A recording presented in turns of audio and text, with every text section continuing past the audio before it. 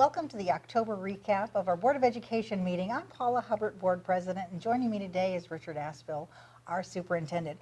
Richard, October provided us a great opportunity to look back at the success we've had in this school year. We kind of catch our breath in October, look back at what's happened for the past 6 to 8 weeks, and we really had a time of celebration this month. Yeah, October is a good month for us. We have gotten a lot of our state reports back, some of our state assessment information.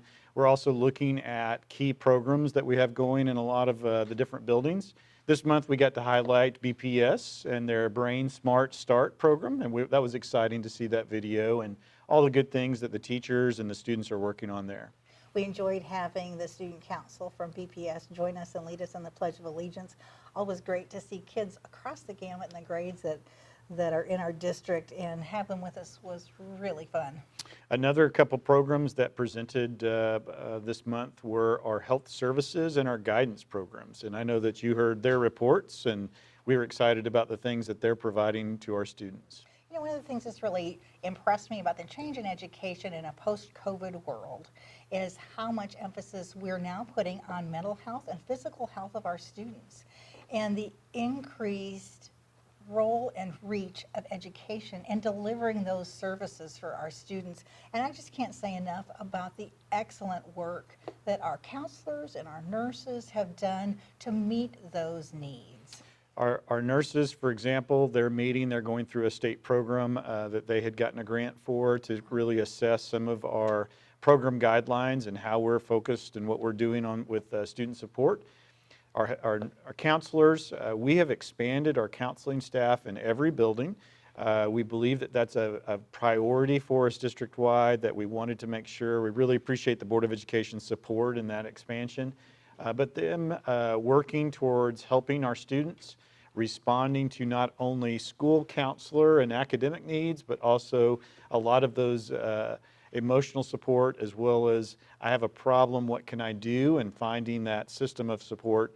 We believe we're a big part of that effort to help students be successful academically. We need to help them be successful emotionally.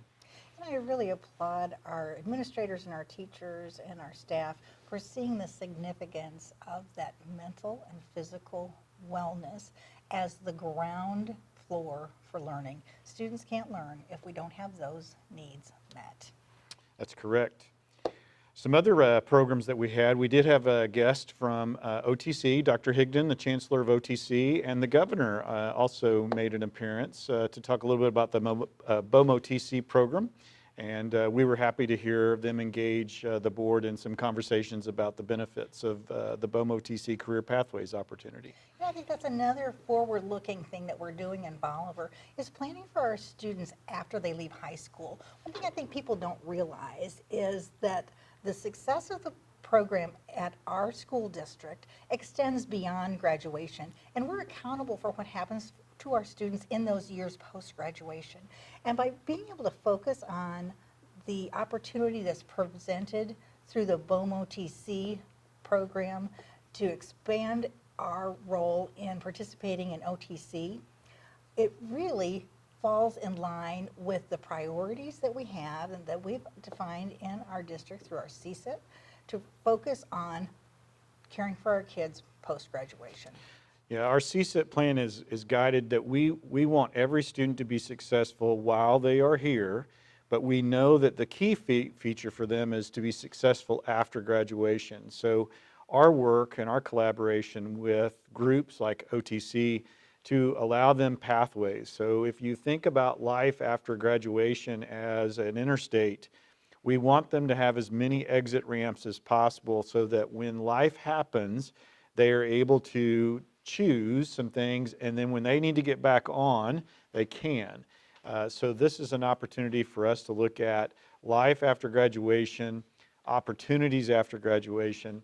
I think it was really important that the governor was here to speak about workforce development, early childhood education, and economic development. And so those are three pieces that we believe that this partnership really focuses on.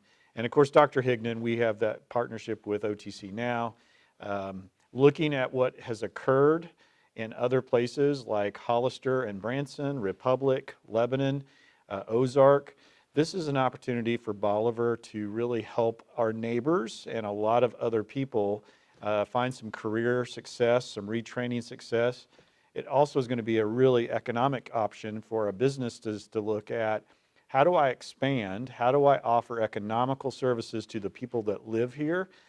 When we can get a labor force that's trained, those are real opportunities for Bolivar to have success into the future. And I think it really adds emphasis to the values that we have in Bolivar and the Bolivar School District, that education matters. And it doesn't just matter pre-K to 12, but beyond that, education matters for everybody. It matters for everyone in our community. And this program, coupled with the commitment that we hear from Jeff City for building a facility in Bolivar to address those needs, really emphasizes what we value. That is correct. One of the other things that we value is safety and security. We're very excited that on Monday, October 30th at 4 p.m., we'll be doing a ribbon cutting with the Chamber of Commerce and have open up to the public our FEMA building at BMS campus that has been recently finished. So we're very excited about that. We would encourage people to come and join us on October 30th at 4 p.m.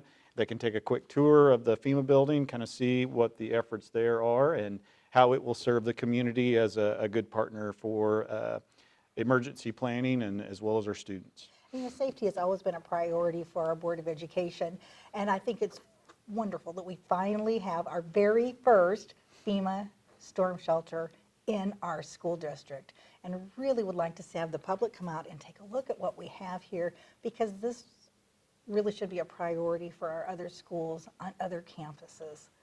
And speaking of that, we will be releasing our capital project survey that will go out to teachers, community, parents, and students here in the next couple of days. And that is one of the items that we want to have families kind of consider, is when they get that survey, they will all have a list of about 25 different projects that the district has been looking at for the last several years. And these are projects that we know are in our future. And we want each family to look at that and say, these are the priorities that we want the board to focus on. That when we say capital projects, these are large projects. They could be renovations, they could be facility additions, they could be some large roof projects or HVAC improvements. We have about $15 to $18 million worth of items that are on that list. Some are significant in scope, but the key is for our Board of Education, which really appreciate the board's focus on getting community input and our teacher input, identifying those priorities, laying those out. So that survey is getting ready to come out this week, and we would encourage everyone to take an opportunity to fill that out.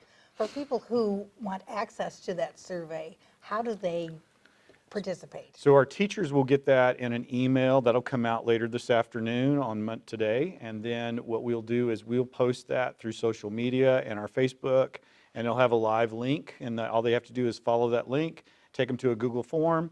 They'll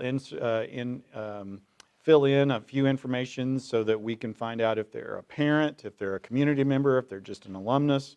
So it'll really allow us to have a much broader view than just here in Bolivar.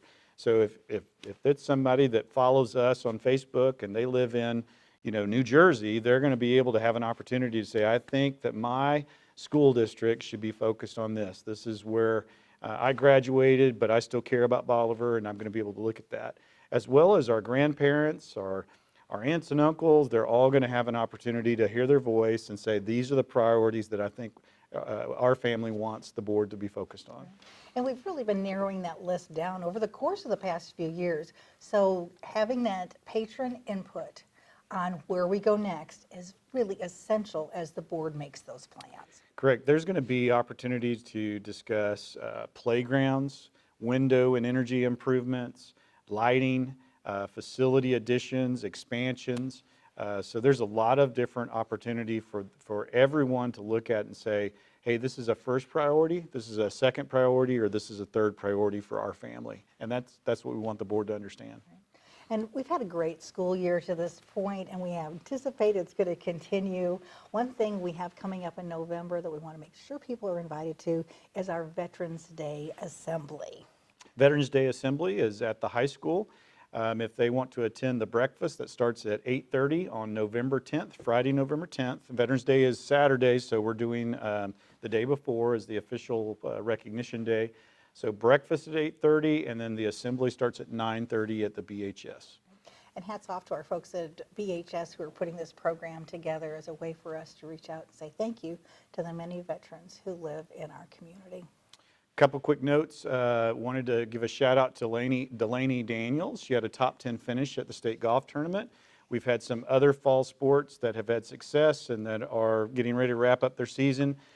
Football is now entering districts. We did get a first week bye, so no football this Friday night, but please come because we're hosting districts next Friday as well. So we're excited about that. And success from a variety of our sports teams in the middle school and high school. Congratulations, Bolivar athletes. You represent us well. Thanks so much. Go Liberators. See you next month.